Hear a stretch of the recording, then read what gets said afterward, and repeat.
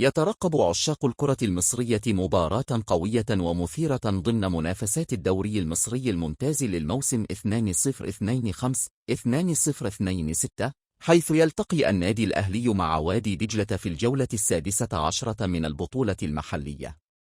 الموعد: الثلاثاء 27 من يناير 2026. التوقيت: المباراة ستنطلق في تمام 5:00 مساء بتوقيت القاهرة، الموافق 6:00 مساء بتوقيت السعودية. الملعب: ستقام المباراة على أرضية استاد القاهرة الدولي في العاصمة المصرية، وهي أرضية تستضيف أكبر المواجهات الكروية في الموسم.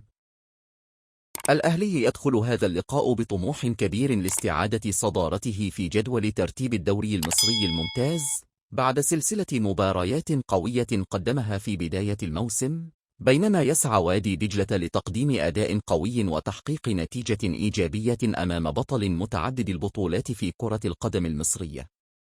القنوات الناقلة: ستقام المباراة على قناة أون سبورت 1 التي تمتلك حقوق البث لمباريات الدوري المصري، وسيصاحب البث تحليلات ومتابعة فنية قبل وبعد صافرة الانطلاق.